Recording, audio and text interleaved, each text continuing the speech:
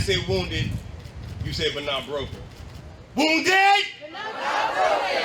Wounded, but not broken. 28 years ago, I was leaving my cousin's funeral, and I was arrested.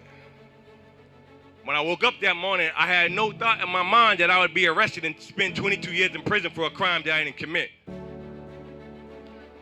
That 22 years, man, that hurt me, man. I lost many people in there. And what I've been struggling with over these past few days, because what happened to me wasn't just in like a day. I went through events after events for a period of time. But I'm saying this, if I had you all with me over them 22, I wouldn't have did 22 years. I would not have did 22 years because you all wouldn't allowed it. When I got this, I came home. When I got this support, I came home. What happened to me was an individual. What I'm saying is going on to a community, so we have to be a community out here. And it's on us here today to do something about it. It's on us here today to say, all right, enough is enough. We're not allowing it no more. We have to do this together. And we will.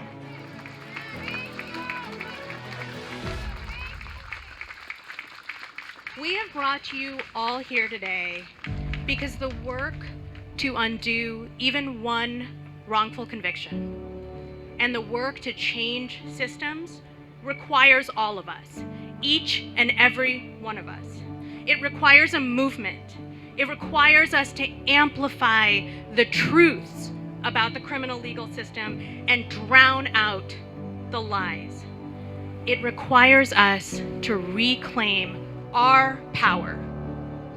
It requires us to lift up the stories of the people who remain caged while we are here today.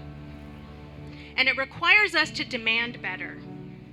So let's make a commitment today to show up at the State House, to show up at the courthouse, so that we may demand together with one voice, freedom and justice. Are you with me? Whose streets? Whose community? Whose Boston? Free them all! Free them all! What do we want? Justice! When do we want it? Now! What do we want? Justice! When do we want it? Now! What do we want? Justice! When do we want it? Now!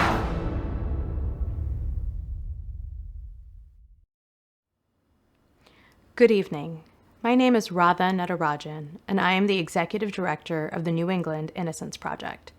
It is a privilege to be here tonight with all of you and to see how our movement grows each day. Building that movement is what tonight is all about. It is about amplifying our power to fight injustices, collectively and as a community. At the New England Innocence Project, we have seen more growth this year than any year before. When I became the executive director in 2018, there were only 2 of us here.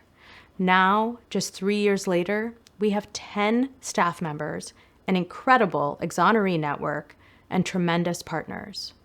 We have built our capacity so that we may amplify our reach. That means taking on more cases throughout New England and more cases of people suffering in prison because of a wrongful conviction. We have built our coalitions so we may amplify our demands. That has allowed us to weigh in on so many more issues that are affecting our community, including racial profiling, police misconduct, unreliable gang databases, junk science, and more. We have built our campaigns so we may amplify our vision. We have worked on policies to protect innocent people from unreliable informants and to support people after prison. We've also taken a strong stance against mandatory sentences of life without the possibility of parole, the very sentence so many of our innocent clients have received and that has kept them from coming home. We did things this year that we were simply unable to do last year. We brought our beloved community together in person. We had a party to celebrate freedom, the freedom of 14 wrongfully convicted people who together had spent 445 years in prison for crimes they did not commit. We were even able to celebrate Tommy Rosa's birthday, his first one in freedom in 34 years. And on Wrongful Conviction Day, you've already seen how we took to the streets of Boston. We marched and we rallied. We made demands and we made a safe space for family members who continue to fight for their loved ones behind the wall. And we committed ourselves to continue that fight with them. Tonight, we want to amplify the perspectives of the people most impacted by wrongful convictions. We want to lift up the experiences of exonerees like Robert Foxworth, who spent nearly 30 years in prison for a murder he did not commit. We want to lift up the stories of family members like Jackie Hughes, who has been waiting over 30 years to see her brother Jason Carroll come home from his wrongful conviction.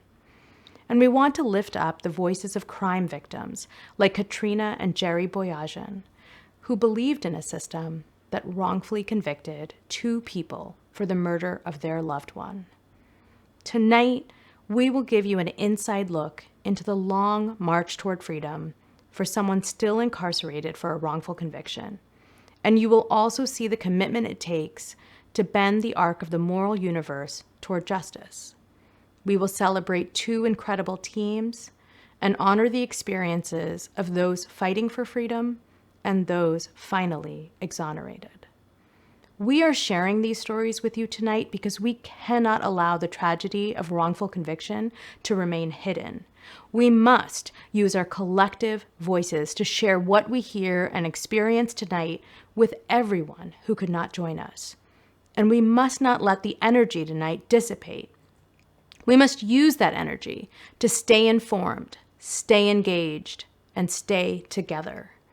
Nothing matters more to someone in prison than to know they are not fighting this injustice alone. So please stand with us, stand with all who have been impacted by wrongful convictions as we continue this fight. And I encourage you to use the chat box to send notes of support to the people you will hear from tonight.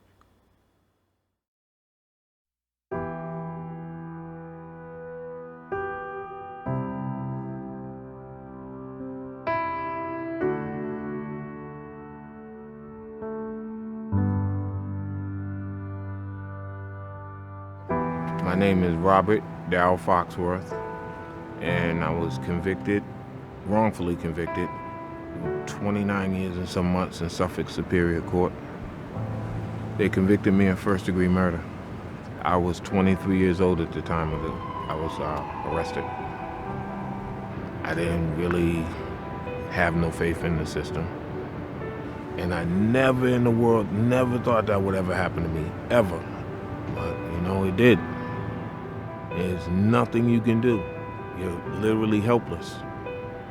I got to the point where I remember before they let me out, I said it in my song. I said, if I lose this, I'm literally gonna have to die in here for a crime I didn't do. What people don't understand, right, is that it takes so much out of your family. For not seeing you.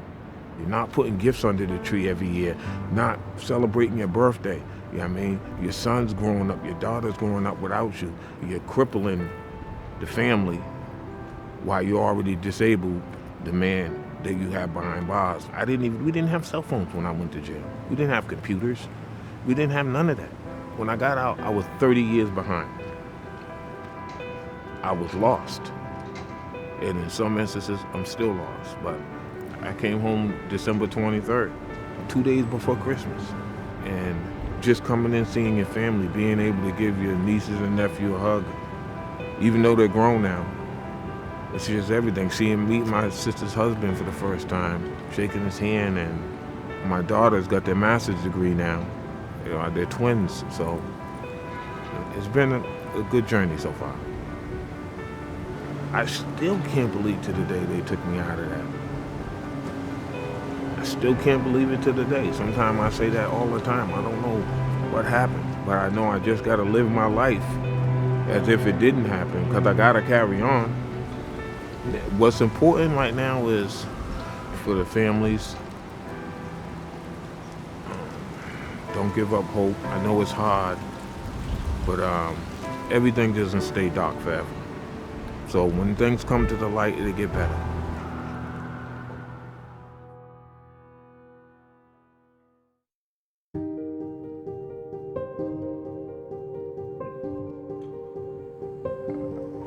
My name's Jackie Hughes. My brother Jason Carroll has been incarcerated 32 years, November 29th next month. I was only 12 when this all began. Jason just shy of 19 years of age. For myself, ages 12, 17 to 18 was full of devastation and trauma of not knowing the whys and the whereabouts of my brother. After endless hours of hard questioning of a group of police, to include our own mother, who was a police officer at that time in that town, a coerced confession was given. My brother was gone. Jason wasn't able to see me graduate high school, attend my wedding, the birth of his nieces and nephew, his godchildren. He has missed out on their own graduations. My youngest is a senior in high school. She's leaving me next June for Florida. He's going to miss that if he doesn't come home, if he's not allowed to come home. He's always been there for them, even though it's only on the phone. But again, he's guided them through their own hardships, advice, being the funny uncle that he is for them. Wrongful convictions are so horrid and so damaging. I'm here today fighting for justice, not just for Jason, but for the victim's family. There hasn't been any peace nor true justice for anyone. I am my brother's keeper. I am here today to honor him, to share our fight for him with you.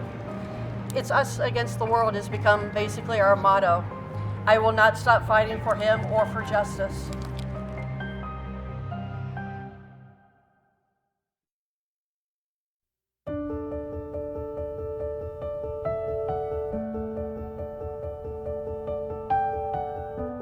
James Watson and his co-defendant, Fred Clay, were arrested, tried, and convicted of my brother Jeffrey's murder back in 1981. They were both convicted and given life without the possibility of parole. Both James Watson and his co-defendant had insisted on their innocence from the point of the trial. And at the time, my family just felt like justice was done, that they had found the right people, and we just figured the police did their job.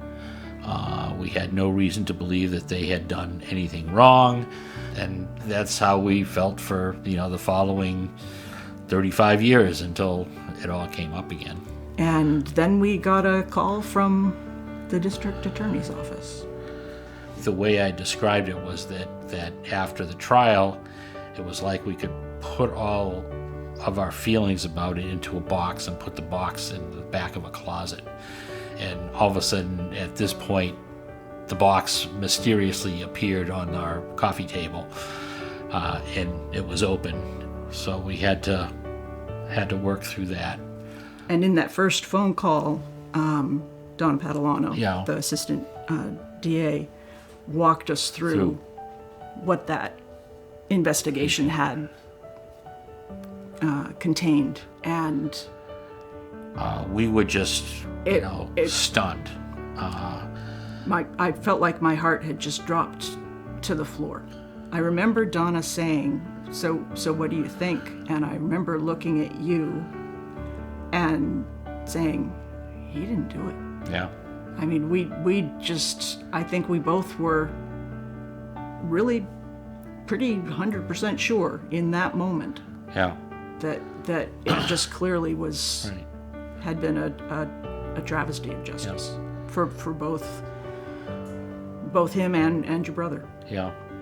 You have James and his co-defendant who, lost between them over 70 years of their lives. Yeah. You have, Jerry's family who never got justice for his brother's homicide. There are, other victims' families that we've met that have just been completely destroyed by a wrongful conviction. when we were asked if we wanted to meet him, and I said, oh yeah. And so then this past summer at the New England Innocence Project Summer gathering, when we actually met him in person, we got to hug him. We got to hug him, and that was awesome. That really was awesome. That just meant the world. And both James and his co-defendant, they're part of our family now. Yeah. They always will be.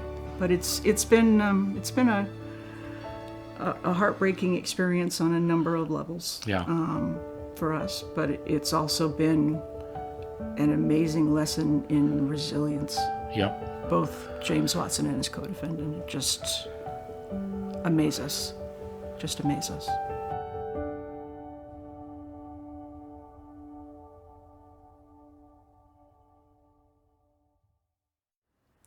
The wrongful convictions you have heard about, from Robert Foxworth, Jackie Hughes, and the Boyajians, have already stolen 140 years from people imprisoned for crimes they did not commit. The numbers are staggering. It should not take this long to correct such a grave injustice. But it does. After someone is convicted of a crime, they lose the presumption of innocence. At that point, their protests fall on deaf ears in court. That's because people in the criminal legal system resist the idea that they could have participated in this kind of mistake. The law has put up so many barriers to overturning convictions.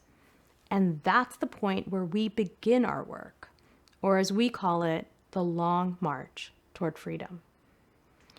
To exonerate just one person, it requires thousands of hours of work. It requires an examination of boxes and boxes of documents, only to repeat that scavenger hunt each time you get a new lead. It requires a team that includes experienced investigators and experts. And it requires fierce dedication. This year, we want to recognize an incredible team from Skadden who has partnered with us to correct a grave injustice. Their commitment, thoughtfulness, and heart inspired us to create the 2021 inaugural Marching Toward Freedom Award. This award honors the outstanding work of the Skadden team that includes Isaac Seidel-Goli, Nigel Tampton, Jonathan Cassius, Emily Klein, and Esteban Flores. It also honors the long march toward freedom that our client, Eddie Wright, has been on for the last 37 years. We're going to hear now from Stephanie Hartung, a trustee of the New England Innocence Project, and the one on this legal team who has known Eddie the longest. She will tell you about Eddie, his case, and this team who has brought new hope and energy to him. And you will hear from the Skadden team on what they've seen with this case and why they have poured so much of themselves into it. Now, Eddie knows about tonight. He's thrilled about this recognition for a team he has come to know and trust. And it is really difficult that he is not here with us right now. But we aren't done with our march. Not nearly. We won't be done until he's free. Please add notes of encouragement to Eddie as you listen to his story, and we will be sure to get them to him.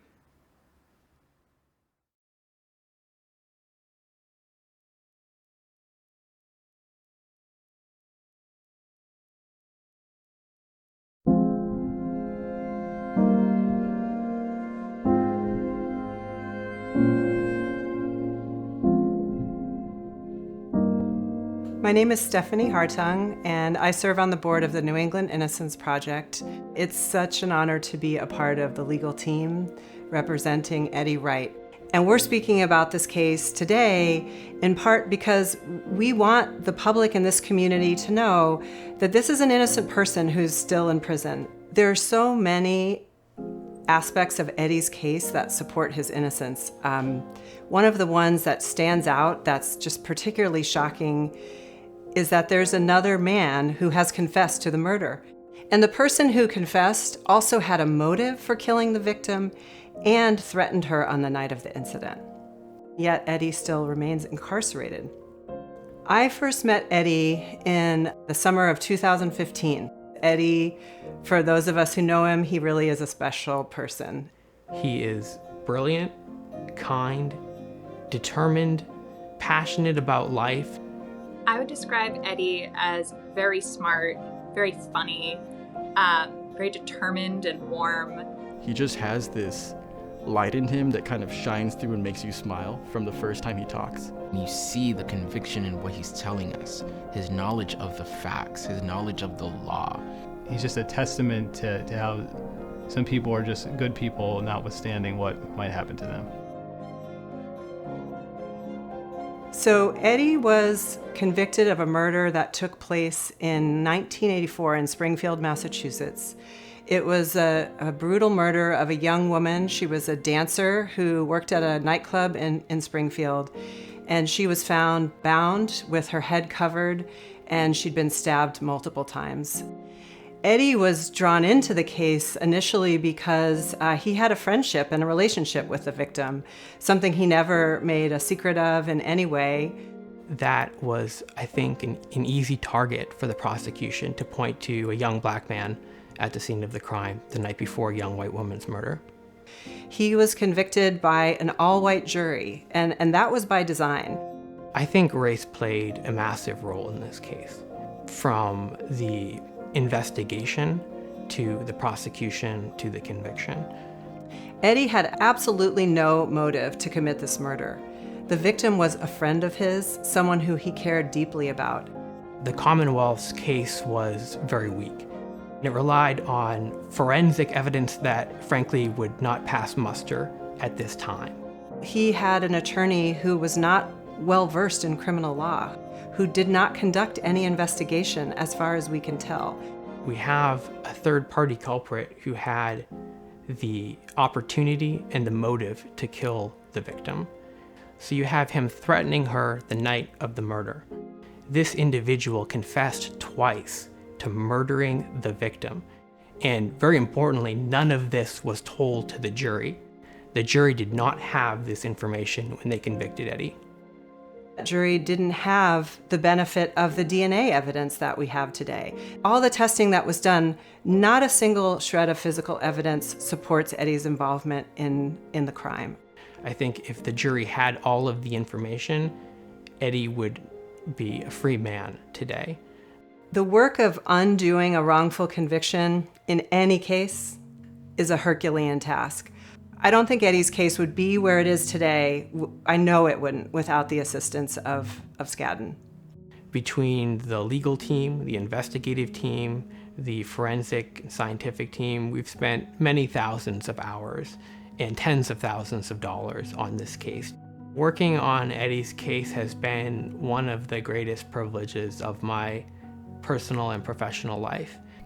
Getting to know Eddie as I have through the course of this representation, I've seen just how remarkable some people's spirit can be.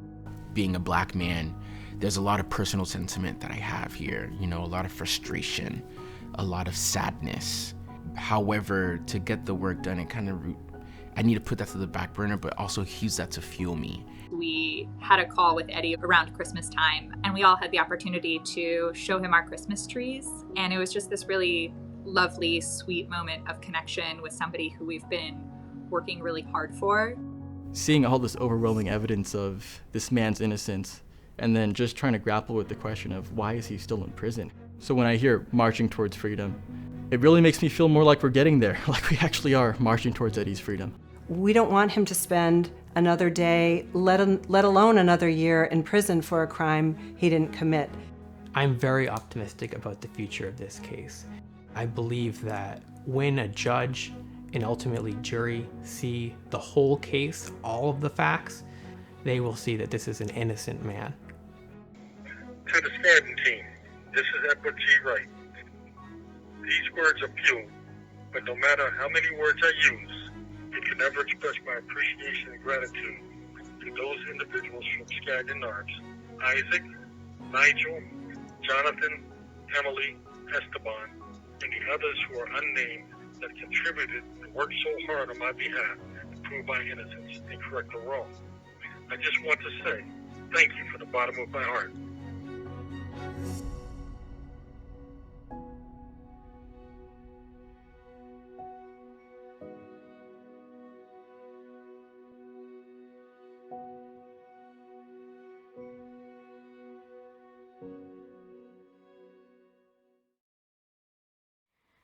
It has been such an honor working with this team on Eddie's behalf. I want to congratulate all of them for inspiring the 2021 inaugural Marching Toward Freedom Award and for their partnership with the New England Innocence Project. This award is a recognition, but it is not a conclusion of our work together. Our fight for Eddie continues. And now I want to ask you to join our fight. For all the people who, like Eddie, are counting on us to march with them toward freedom. For all the people who have missed too many birthdays, weddings, and births. For all the people who could not be here tonight, but maybe can be with us next year.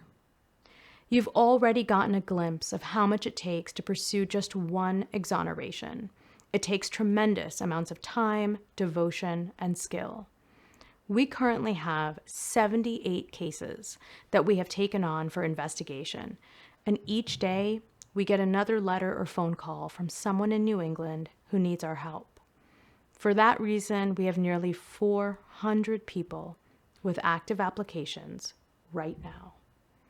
Without dedicated staff, experts, and investigators, we could not march very far. Without funding for scientific testing, we would be at a standstill. So please, help us sustain this march, this long march, with a gift tonight. Monthly giving is the best way to support this work because each month you help us take another step in the right direction, toward freedom. Any gift that is meaningful to you will be incredibly meaningful to us and the people we are honored to serve. Without your support, freedom is just a dream. With you, it can be a reality. Please help us amplify our impact tonight.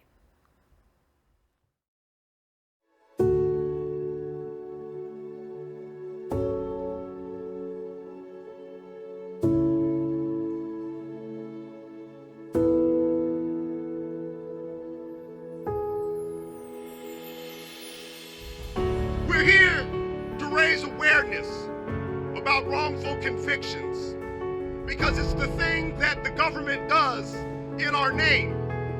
Well, not anymore. Not in our name will there be wrongful convictions. Not in our name will there be injustice. Not in our name will there be over-policing in our communities. And they want to know why we're angry. When they say we can be anything we want to be. When they call us free, then police our bodies.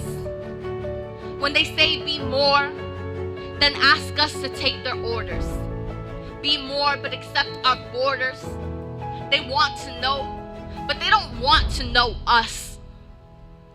They won't tell you their names, but I will tell you that they are artists, activists, dancers, children of dreamers, that we are people, places, faces, and mentors who wake up every day and refuse to be silent, who demand to be seen, to be heard, to tell our stories. Even on the days where we question our merit, where we ask if our risk is worth the resilience, if our worth is more than our fears. Massachusetts over sentences Black and brown people on a regular basis in this Commonwealth. We also imprison people that shouldn't be in prison in the first place. And we send so many people to jail to die. We will no longer stand for these injustices in our name. Brick by brick, wall by wall, we won't stop until we free them all. We, the people, pledge allegiance to take back our communities. We pledge allegiance to investing in ourselves, to creating a tomorrow out of our dreams, to overcoming all of our adversities.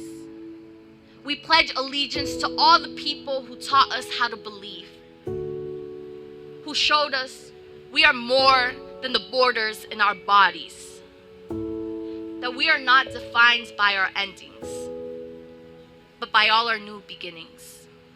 Thank you.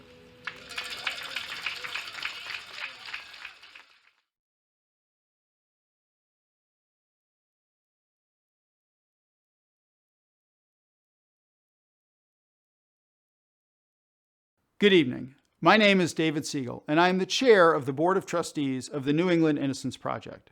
It is my privilege to present tonight's Arc of Justice Award. The Arc of Justice Award is presented each year to a New England Innocence Project partner who has demonstrated unparalleled commitment, tenacity, and courage to bend the arc of the moral universe toward justice for innocent people convicted of crimes they did not commit. This year's award honors the team of people who worked together to exonerate an innocent person. That person is James Watson. James was arrested when he was only 20 years old. Mr. Watson, along with his co-defendant Fred Clay, were arrested and charged with the murder of a Boston cab driver, Jeffrey Boyajian. Both of them were wrongfully convicted of this murder and sentenced to life in prison without the possibility of parole. Their case involved essentially every major cause of wrongful conviction. As a result, James Watson spent nearly 41 years in prison for a crime he did not commit. One of our honorees, attorney Barb Monroe, began working on Mr. Watson's case in May of 2018. She was tireless in her review of Mr. Watson's case, and she managed to gain his trust even after so many before her had failed him. Then, she brought attorney Madeline Blanchette onto Mr. Watson's team. Attorney Blanchette was instrumental in so many ways, including helping to secure Mr. Watson's release when COVID-19 entered the prisons and Mr. Watson was suddenly in grave danger. With funding from the New England Innocence Project, attorneys Monroe and Blanchette brought on investigators, John Nardizzi and Jill Vaglica, to join Mr. Watson's team. Together, they uncovered critical evidence that changed the course of Mr. Watson's case. This team came together for Mr. Watson, and because of their fierce determination, Mr. Watson was finally able to come home to his family, including his son, Don. With new evidence of innocence found, Mr. Watson was exonerated on November 10, 2020, when Suffolk County District Attorney Rachel Rollins and Assistant District Attorney Donna Padalano formally ended the prosecution of Mr. Watson and acknowledged his wrongful conviction. You will now hear from James Watson, Katrina and Jerry Boyajian, and the team being honored with the 2021 Arc of Justice Award. Hello. Please leave a message after the tone. Hey, it's me. Man, I'm just having a hard time because I just read the 6-page report from our investigator about James. Man, that guy is innocent, and he's been sitting in jail for 40 years. Everything that Diane's daughter said just corroborates everything else we've gotten from every witness. That man's been in jail for 40 fucking years. Anyway, that's all. I'll talk to you later.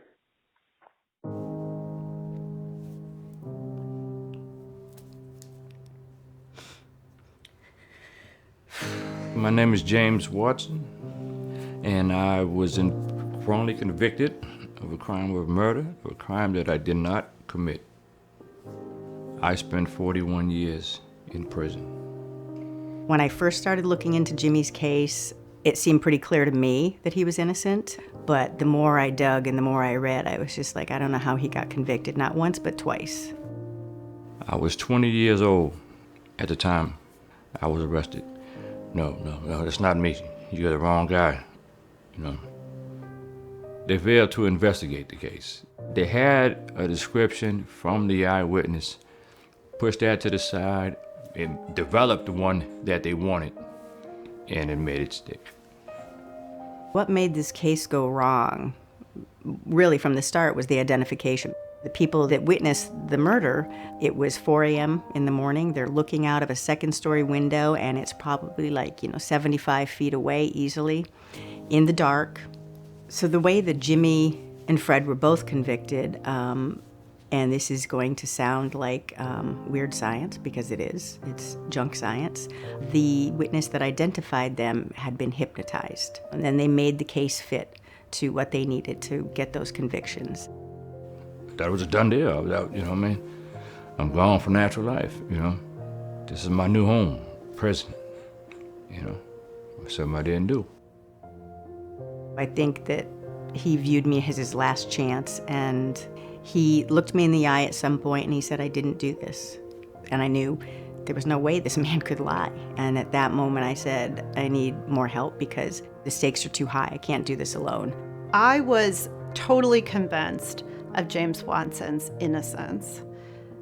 I was more worried about our ability to exonerate him based on people went to their graves, knowing what they had done wrong and created this miscarriage of justice.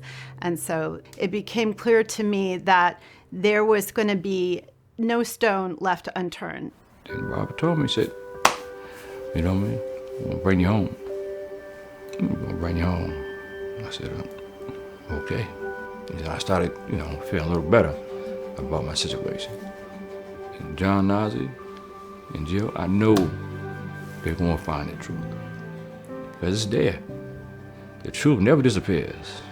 The investigation of an innocence case is unique because you run into the time problem, that it's so far in the past that leads have gone cold, witnesses have died. It's a real challenge. We finally were able to interview a couple witnesses that had these incredible stories about this witness admitting that she lied during the trial and James was innocent. And I remember thinking at the time, I just had an emotion that ran up my spine, just thinking that I can't wait to call the team and tell them what I just heard. This information had just kind of been a secret for so long within the people, the group of people who knew. And I was finally getting it on paper and ready to use it in order to help James. When John started talking to the witnesses, it was totally different. And it was new. He found some whole lot of new stuff that wasn't there. And that's when, like we say in the joint, poke my chest out. Yeah, I'm coming home. You know what I mean? It looked good. Remarkably, the prison was chaotic and unkind up to the last moment with him. They made him walk through the lobby to the door in leg chains. And they also made him sign an IOU or something that he owed them $45. It was agonizing up until the last second. I got a knock on my door. He told me, "You've been discharged. Mr. Watson, pack your stuff." And I was pacing the floor down holding cell, waiting, because I couldn't believe it. I was actually leaving this hellhole today. Damn, shit. This really is happening. I got the first freedom hug from him, and it was pretty amazing to see him not behind bars. It was a great feeling. The day that James finally left prison was one of the best professional days I've ever experienced. We all set up in the parking lot, and just this feeling of adrenaline as this van pulls into the parking lot, and Barbara and Maddie come out of the van, and James comes out and puts his hands up in the air. I mean, never forget that. It was just incredible, absolutely incredible. Exoneration, it feels good. It feels real good. You know what I mean? It's the best feeling than anything I can actually felt in my entire life. What it meant to me to be on this team was just a culmination of everything that I had studied in law school and wanted to do and practiced to have prevailed is both astonishing and the only acceptable outcome. To have been so intimately involved with Jimmy, with his son Don, and with all the Watsons as this unfolded, that was the honor of a lifetime. I feel very proud to have made such a difference in somebody else's life, and not just one other person's life. I've made a difference in a whole family's life, and I've brought someone back into the world who should have never been in prison in the first place. So I just feel very honored. The team on this case was outstanding. I mean, we really all had unique skills and brought them to this case with an open heart, and the result speaks for itself, I think. Winning this award is an honor, but the best gift for me was seeing him walk out of those doors and being exonerated. That man, I wish everyone could meet him because he is amazing, and he has kept his sense of humor.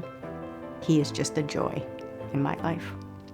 I think anyone who does this kind of work deserves every bit of praise that they can get, because they're putting right what once was wrong.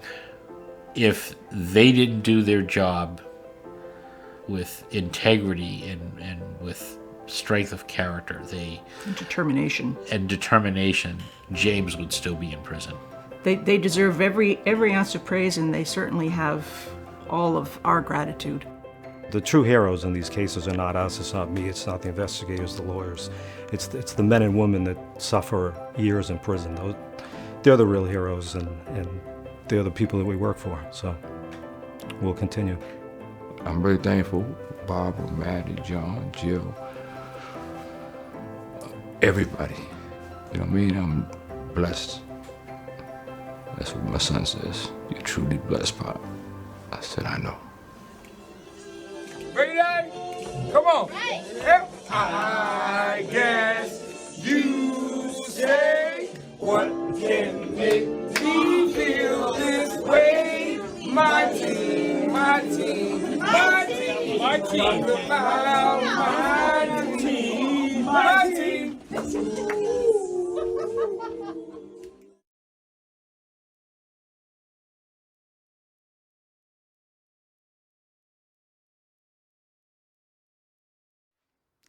Congratulations to all of the 2021 Arc of Justice Award winners, and thank you for your partnership with the New England Innocence Project.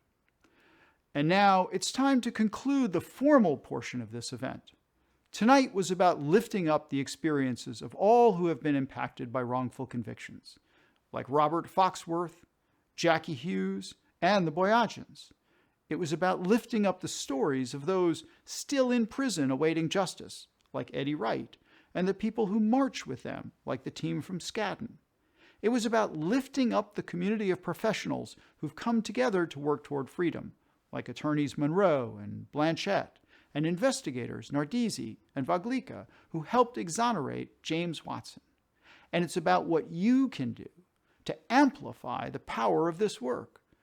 We've gathered here tonight because the work to undo even one wrongful conviction and the work to change the system requires all of us. It requires a movement. So please, make a commitment tonight to join us in this fight. If you have not yet had a chance to donate tonight, we are now turning to you to support this work into next year and beyond. You have the opportunity to make freedom possible. If you have not subscribed to our email list, please do so now. That's the best way to get updates on our policy efforts and our cases, like Eddie's case. There will be times when we may need you to show up at a courthouse to support a case, or show up at a state house to use your voice for change. We know you care about this work, so please stay connected to us. And if you're a runner, please consider joining the Running for Innocence team and raising funds to support the investigation of wrongful conviction cases. There's even a race on November 7th, so you can join the team now or show up and cheer on the runners. With your support and generosity, we know we can make a difference in the lives of people who've been wrongfully convicted. With your commitment, we know we can amplify our power.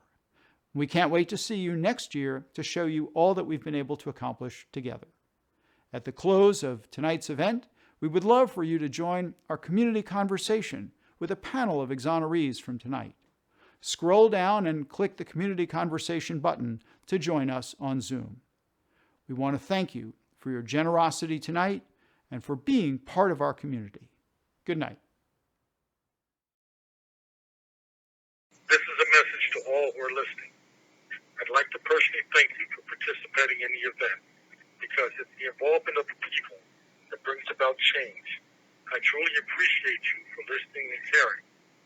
When individuals like you get involved in the Innocence Project by participating in these events and supporting the Innocence Project, it's a matter of life and death to those of us who are wrongly convicted. This has been a very long and lonely fight for me, but it's been very heartening to know that there are individuals like you that still care about righting a wrong that's been done to those of us that have been wrongly convicted. After more than 30 years of personally fighting for my freedom and being denied, life got very dark. I'd given up. I was at my lowest when the Innocence Project stepped in. If not for them, I'd not be here now. So please know, without your support, they will not be there to help others like me. With that being said, I will tell you what I tell others in my life. Take care, stay gold.